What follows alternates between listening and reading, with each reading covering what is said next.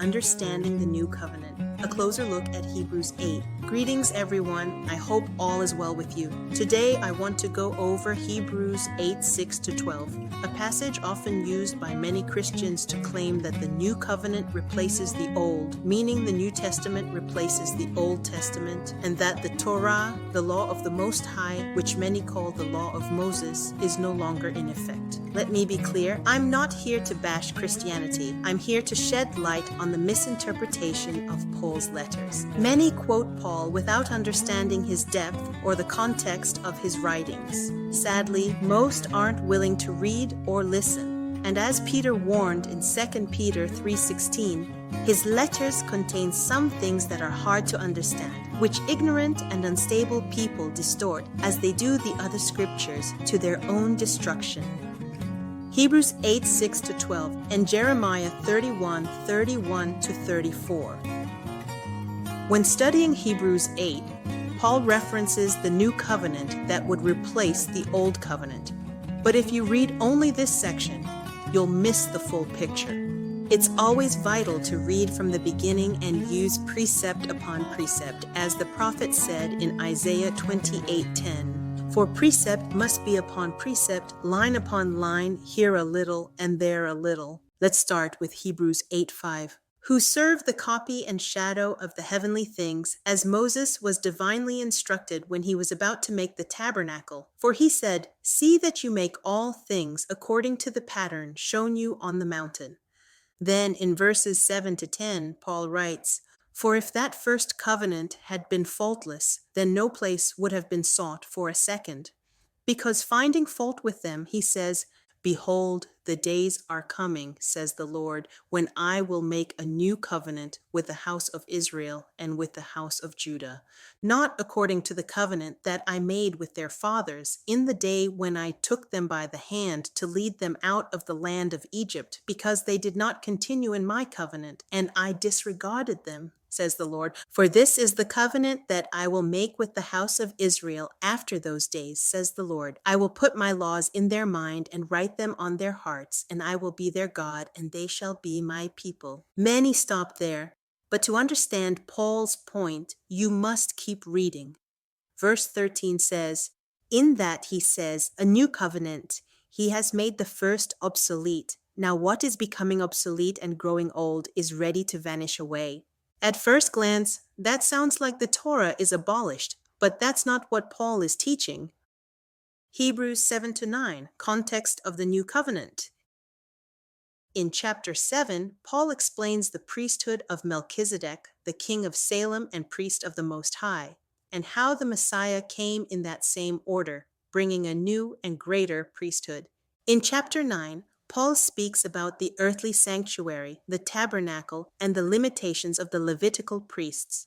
The high priest went alone once a year, not without blood, which he offered for himself and for the people's sins committed in ignorance. Hebrews 9:7. These animal sacrifices were symbols, pointing toward a greater atonement to come. Then in verse 15, Paul writes, "For this reason he is the mediator of the new covenant by means of death for the redemption of the transgressions under the first covenant, that those who are called may receive the promise of the eternal inheritance." So the new covenant isn't about abolishing God's law. It's about Messiah Yahusha, Christ, becoming the final and perfect sacrifice, replacing the animal sacrifices of the old priesthood. Hebrews 9:19-22, the role of blood. When Moses had spoken every precept to all the people according to the law, he took the blood of calves and goats, saying, "This is the blood of the covenant which God has commanded you." And according to the law, almost all things are purified with blood, and without shedding of blood there is no remission. Paul continues in verses 24-28, showing that Messiah entered heaven itself, not a man-made sanctuary, offering his own blood once for all to bear the sins of many. Then in chapter 10, Paul clarifies, "For the law, having a shadow of the good things to come, can never, with these same sacrifices, make those who approach perfect." Hebrews 10:1. Again, the issue wasn't the law, It was the animal sacrifices that couldn't fully remove sin. The perfect offering. Therefore, when he came into the world, he said, "Sacrifice and offering you did not desire, but a body you have prepared for me. Behold, I have come to do your will, O God." Hebrews 10:5-7. The Messiah's sacrifice fulfilled what the sacrifices symbolized. He takes away the first that he may establish the second. This means the sacrificial system was replaced, not the Torah itself. Paul then echoes Jeremiah 31. "This is the covenant that I will make with them after those days, says the Lord. I will put my laws into their hearts, and in their minds I will write them. Their sins and lawless deeds I will remember no more." Hebrews 10:15-17.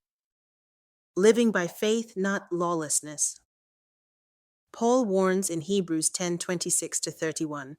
If we sin willfully after we have received the knowledge of the truth, there no longer remains a sacrifice for sins. Anyone who rejected Moses' law dies without mercy. Of how much worse punishment will he deserve who tramples the Son of God underfoot? So yes, we live by faith, but faith doesn't cancel obedience. We are saved by grace, yet we must still keep the commandments, laws, and statutes of the Most High. As Yahusha said in Matthew 5:17-20, "Do not think that I have come to abolish the law or the prophets. I have not come to abolish them, but to fulfill them.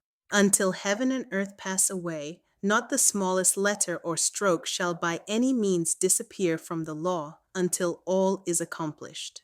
Anyone who sets aside even the least of these commands and teaches others to do the same will be called least in the kingdom of heaven. Conclusion. The new covenant didn't replace the Torah. It fulfilled and elevated it through the Messiah's perfect sacrifice.